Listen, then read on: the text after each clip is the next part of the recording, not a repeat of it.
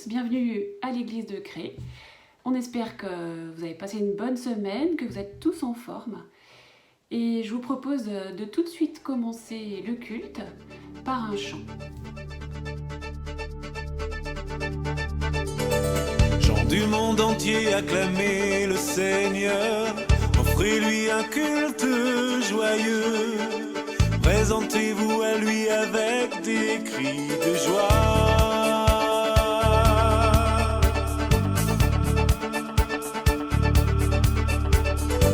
Sachez-le, c'est le Seigneur qui est Dieu, il est le berger de son peuple, c'est lui qui nous a fait, nous sommes à lui.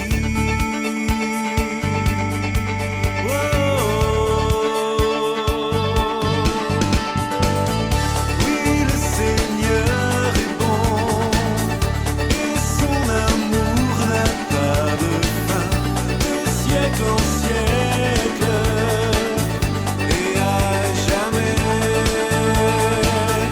Oui, le Seigneur est bon, et son amour n'a pas de fin, de siècle en siècle, et à jamais il reste fidèle.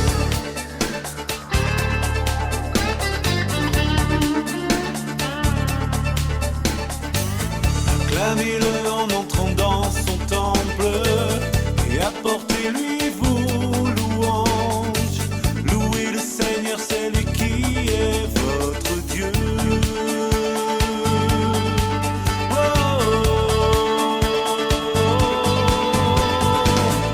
Oui, le Seigneur est bon, et son amour n'a pas de fin, de siècle en siècle, et à jamais. Oui, le Seigneur est bon, et son amour n'a pas de fin, de siècle en siècle, et à jamais il reste fidèle.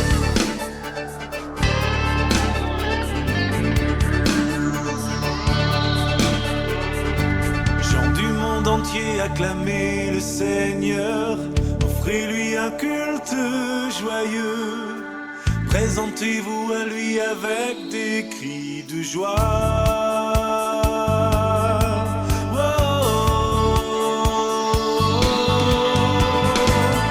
Oui, le Seigneur est bon, et son amour n'a pas de fin, de siècle en siècle, et à jamais. Oui, le Seigneur est bon, et son amour n'a pas de fin, de siècle en siècle, et à jamais. Oui, le Seigneur est bon.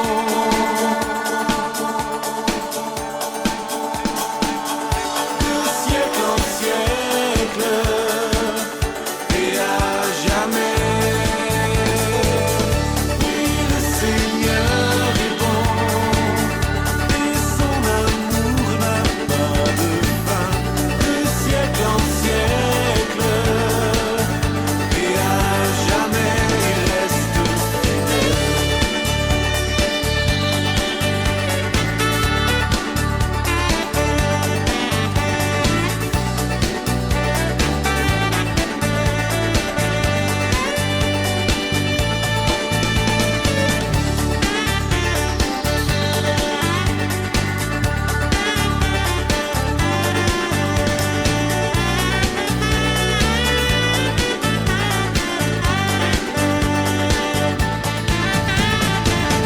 Du monde entier, acclamez le Seigneur.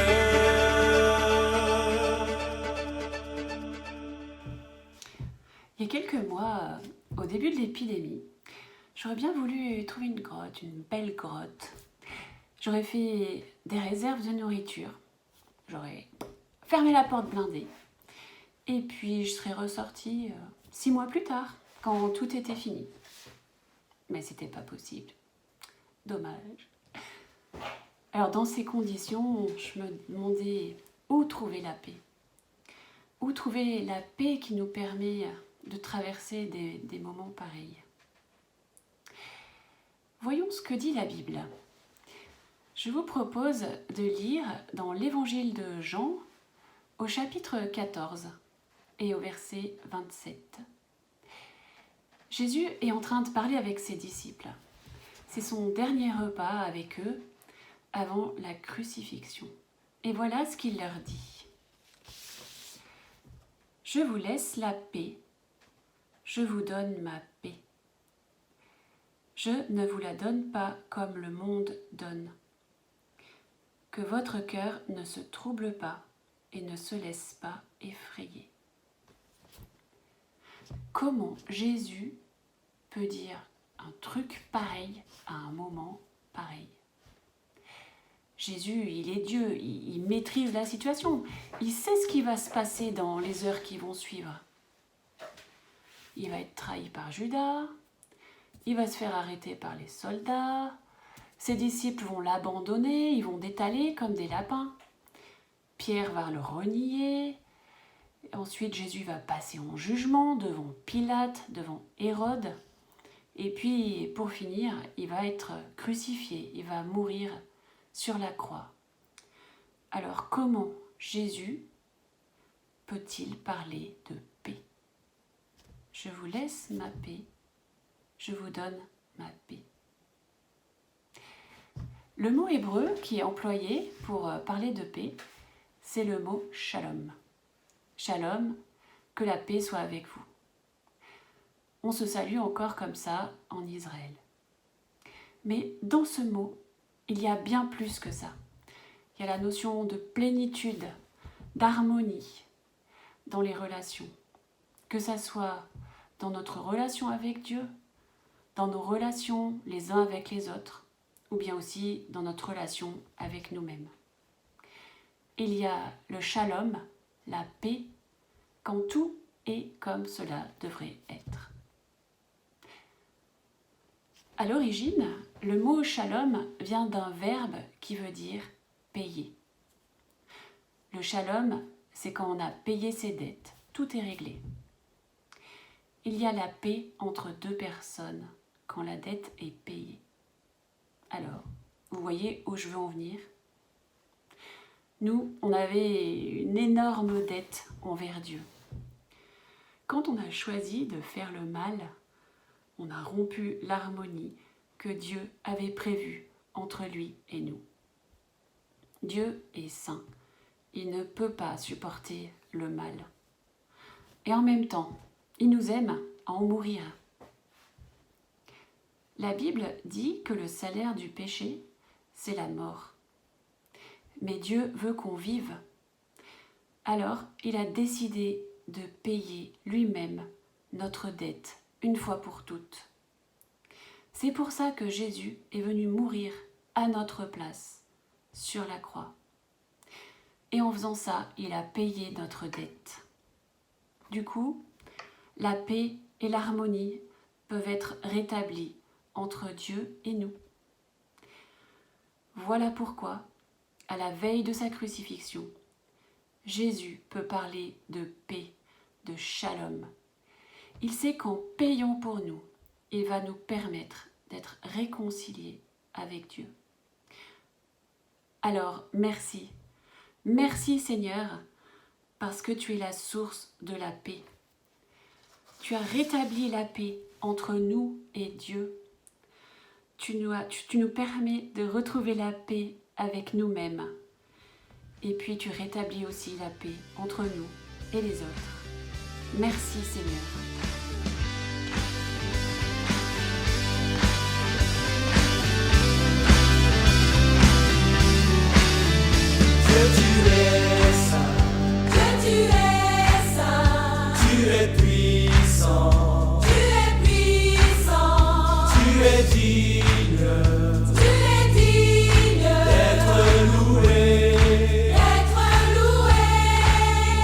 Je te suis.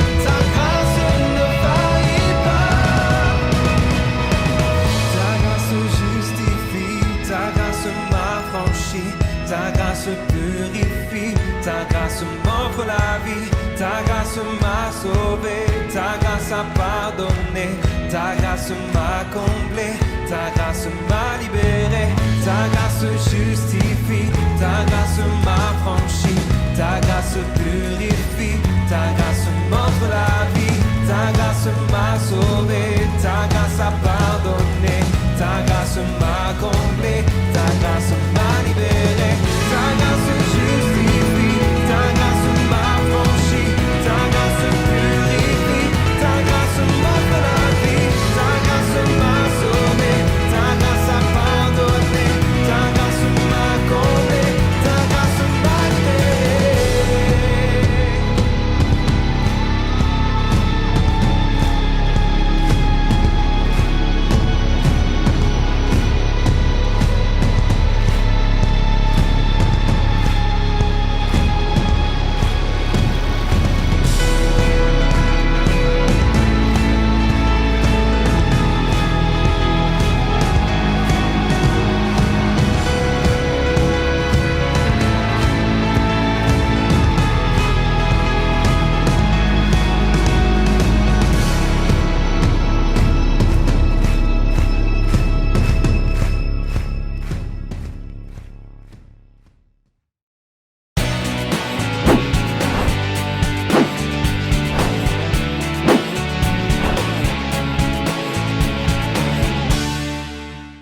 Qu'est-ce qui vous empêche de croire en Jésus?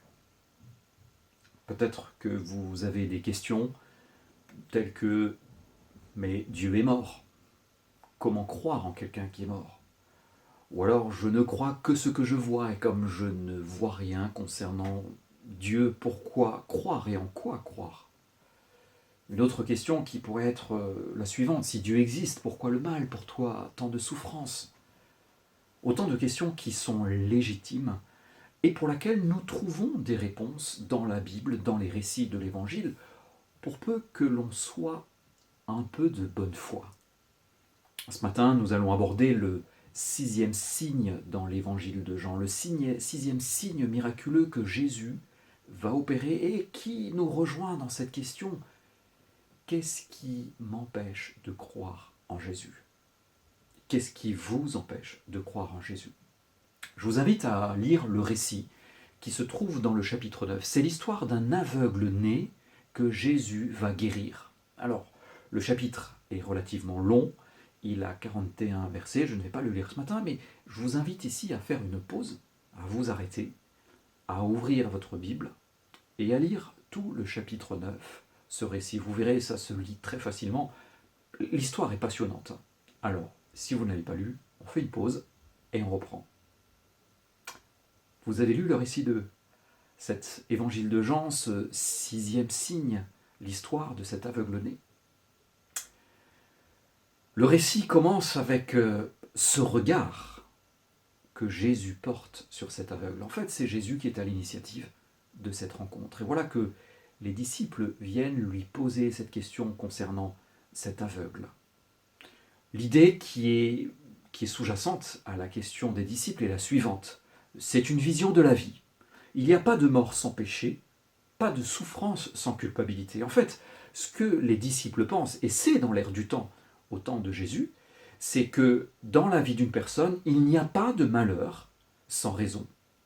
Chacun a ce qu'il mérite dans la vie. Et ainsi va la vie.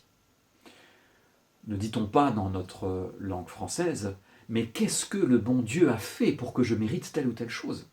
quand l'épreuve vient frapper. C'est souvent dit sur le ton de l'humour, mais ça en dit long sur la vision de la vie, la compréhension de la souffrance. Ce qui m'arrive est probablement la conséquence de mes actes. Si tu es malade, c'est que tu le mérites ou que tu as fait quelque chose pour le mériter. Et cet homme est malade depuis sa naissance. Donc peut-il être tenu pour coupable de sa maladie? Certainement non. D'où la question, est-ce ses parents qui ont péché? Et Jésus va directement répondre à la question, et cette première question va presque passer au second plan dans le récit. La réponse est clairement non. Que ce soit la souffrance et la maladie n'est pas la cause directe de nos choix de vie, ou la conséquence de ce que nous avons fait. La maladie appartient à notre humanité, elle est là. La souffrance fait partie, pour les bons et les méchants, de l'humanité. Et Jésus va répondre dans ce texte en nous disant, dès le début, ce n'est pas en rapport avec son péché, ni avec celui de ses parents, c'est pour qu'en lui tous puissent voir ce que Dieu est capable de faire. Et c'est vrai que dans notre existence, nous pouvons connaître la souffrance, nous pouvons connaître l'épreuve. Et Dieu peut se révéler au travers d'elle. Dieu peut se laisser connaître, se laisser découvrir dans ces moments de souffrance qui souvent nous renvoient à des questions de fond, à des questions spirituelles, à des questions de foi. Et voilà que Jésus va aller vers cet homme, il va aller vers cet aveugle. Et que va-t-il le faire? Il va le guérir miraculeusement. Et ce faisant, une fois de plus, nous voyons que Jésus est Dieu.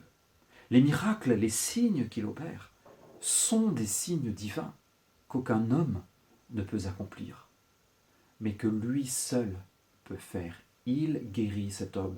Le miracle est surprenant, il va cracher au sol, mélanger sa salive à de la terre qu'il va appliquer ensuite, cette boue, il va l'appliquer sur ses yeux et demander à l'aveugle d'aller se laver au lavoir de Siloé. Et après s'être lavé les yeux, voilà que cet homme voit. Pourquoi voit-il? Parce qu'il a rencontré Jésus. Et si Jésus est Dieu, alors le miracle peut être attendu, l'exceptionnel, l'extraordinaire peut avoir lieu. Non, la maladie n'est pas la conséquence de ses péchés. Jésus nous dit que dans l'épreuve, il vient à notre rencontre. L'épreuve sont des circonstances de vie favorables au questionnement spirituel, favorables à la rencontre de Dieu, favorables à la rencontre avec Jésus, où il veut se révéler et se manifester. Le changement de la vie de cet homme a été radical. D'aveugle qu'il était, en marge de la société, mendiant, il n'y avait pas de place à cette époque-là pour les handicapés dans la société. Ils étaient des marginaux, des SDF mis au banc de la société sans moyen de subsistance. Cet homme non seulement retrouve la santé, il voit, mais il retrouve aussi sa réhabilitation sociale. Il va pouvoir travailler, il va pouvoir s'intégrer dans la société. Mais cet homme va aussi faire la connaissance de Jésus, et une connaissance approfondie. D'ailleurs, son processus, sa découverte de Jésus nous dit quelque chose de la foi. Sa vie est changée, il recouvre la vue. Mais tout au long de ce chapitre, ce que cet homme aveugle, ce miraculé, dit de Jésus est intéressant dans la manière dont il nomme Jésus. Au début du récit, il parle de Jésus comme un homme qui t'a guéri, lui pose la question lui est posée par les pharisiens. Un homme. Un peu plus loin dans le texte, il le nomme celui qui s'appelle Jésus. Et puis, au fil du récit et de l'interrogatoire, il considère probablement que Jésus est un prophète. Il dit c'est un prophète. Et plus nous avançons dans le récit, plus cette identité se précise. Ensuite, il va parler d'un maître. Et enfin, il va dire quelqu'un qui vient de Dieu. Et il termine à la fin du chapitre par cette affirmation qu'il est le Seigneur digne d'adoration. Qu'est-ce que c'est que la foi? La foi, c'est croire que Jésus est Dieu et placer en lui sa confiance. Et cette foi est le fruit d'un processus qui est vrai pour tout homme. Nous passons de l'ignorance, je ne connaissais pas cet homme, à une confession personnelle, il est le Seigneur qui est digne d'adoration. Et c'est vrai que la découverte de la foi, la découverte de Jésus passe par ces étapes. Nous ne pouvons pas tout connaître de Jésus en une seule fois. Nous ne pouvons pas tout saisir de la foi. Nous ne pouvons pas tout saisir de la personne de Dieu en une seule fois. C'est progressivement que ce chemin se fait pour nous amener à comprendre qui est Jésus et à pouvoir dire « Il est le Seigneur digne d'adoration ». Sous-entendu, c'est celui que je reconnais pour Dieu, c'est celui à qui je veux donner ma vie. Et cela est aussi vrai pour quelqu'un aujourd'hui qui veut découvrir Jésus, qu'est-ce qui vous empêche de croire en Jésus? Souvent, cela se produit au début par une expérience dans la vie. Une rencontre, une discussion avec un collègue de travail, des voisinages, une expérience personnelle dans l'épreuve de la maladie, quelque chose qui nous rend sensibles à l'existence de Dieu, qui excite notre curiosité. Et puis Dieu se révèle. Et il le fait aujourd'hui par sa parole, par la Bible où nous rencontrons Dieu. Et c'est ainsi que nous pouvons passer par ce processus d'une expérience personnelle, parfois dans la banalité de la vie qui nous éveille à l'existence de Dieu, aux besoins de Dieu. Nous pouvons progresser, mettre un nom sur cet homme, Jésus, puis apprendre à le connaître. Un prophète, certes, prophète était un envoyé de Dieu. Un maître sous-entend déjà quelqu'un dont on reçoit l'enseignement. Quelqu'un qui vient de Dieu, c'est clair que ce qu'il fait est au-delà des capacités humaines, jusqu'à dire, mais en fait, c'est Dieu lui-même qui est venu à ma rencontre et qui veut me rencontrer. La discussion autour de la raison de la maladie, premier point, pourquoi est-il né aveugle? A-t-il péché? Jésus répond que non.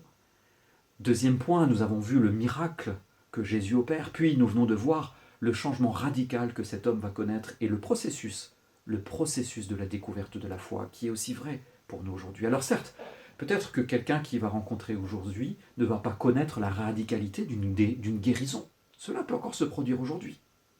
Mais ça peut être une petite expérience qui déclenche la découverte et qui, elle, va amener un changement dans notre vie.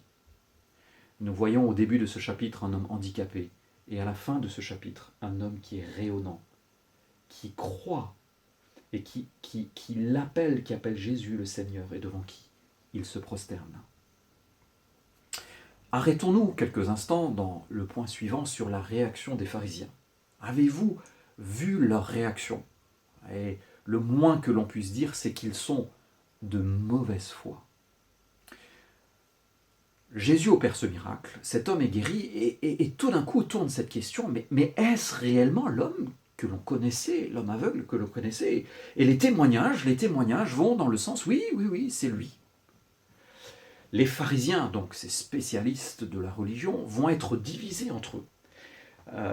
Parmi les uns déclarèrent que cet homme, donc Jésus, ne peut pas venir de Dieu puisqu'il ne respecte pas le sabbat. En fait, Jésus a opéré le miracle le jour du sabbat, et le jour du sabbat, selon la loi de Moïse, aucun travail n'était autorisé. C'était le jour du repos. Mais les pharisiens avaient aussi ajouté à ce commandement que l'on trouve dans les 10 commandements, des lois supplémentaires. Ils avaient codifié tout ce qu'il était autorisé de faire et ne pas faire. Et cracher était interdit, était considéré comme un travail.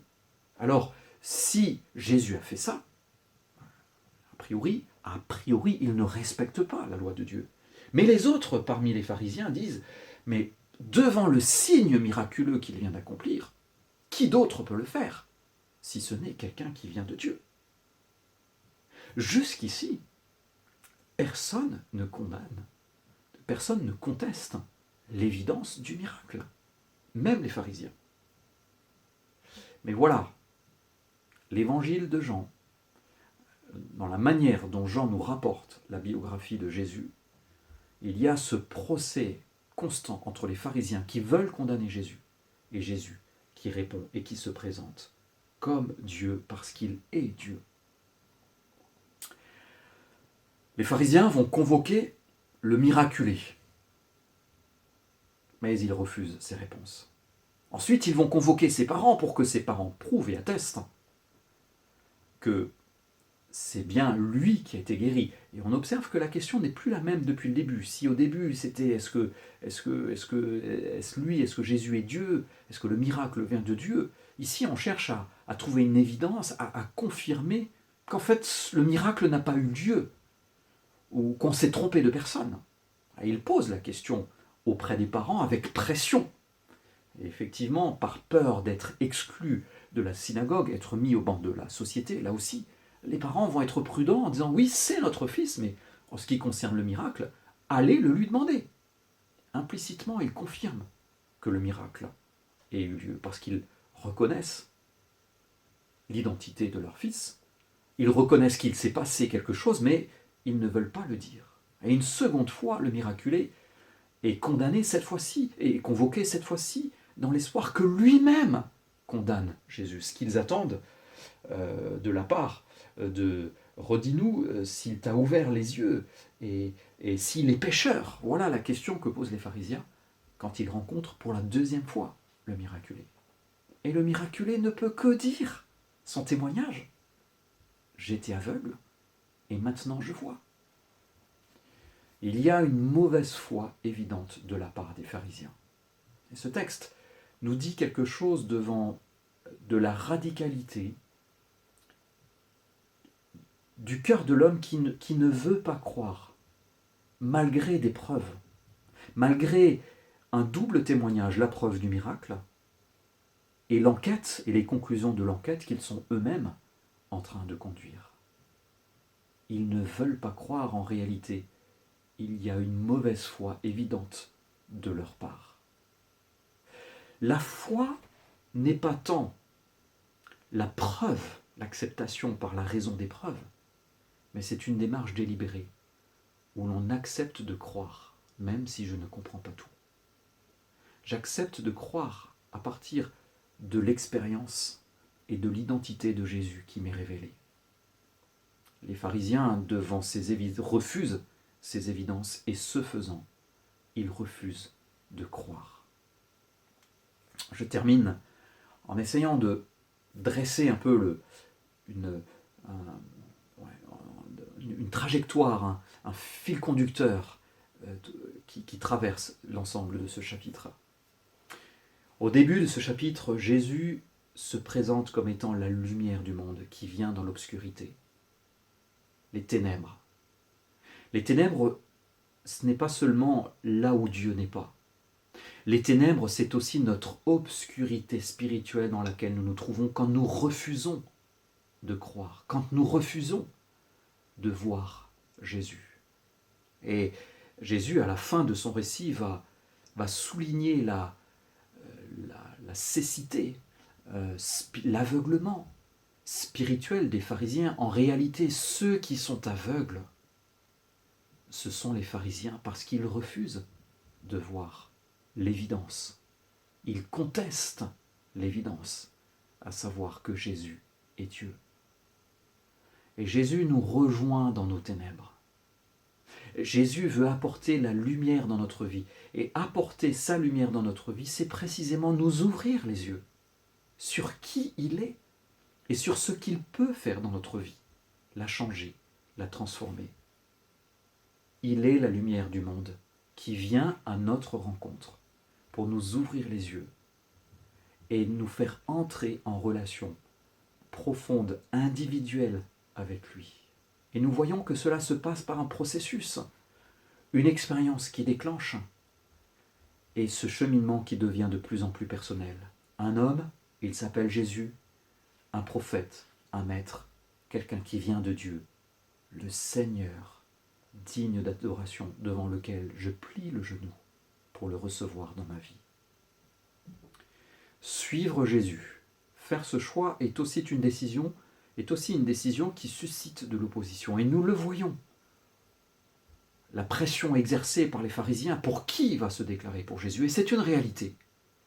Choisir de suivre Jésus, c'est aussi accepter une forme d'exclusion, une forme de mise à l'écart, parce que nous nous sommes positionnés pour le Dieu des miracles, le Dieu créateur, celui qui change ma vie. Alors, je vous repose cette question. Qu'est-ce qui vous empêche de croire en Jésus?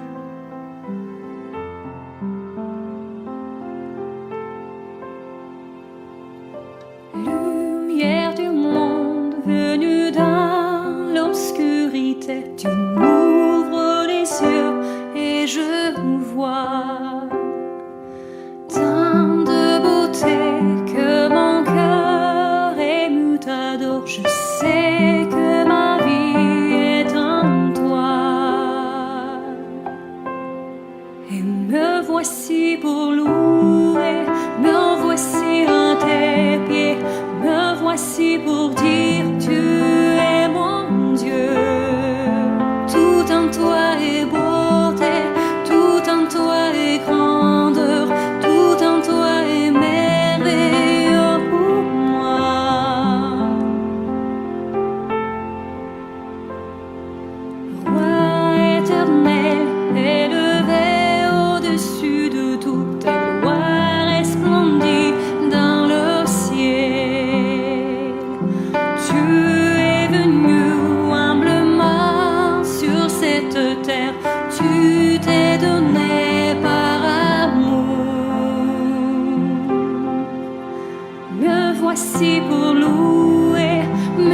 voici à tes pieds, me voici pour dire tu es mon Dieu. Car tout en toi est beauté, tout en toi est grandeur, tout en toi est merveilleux pour moi.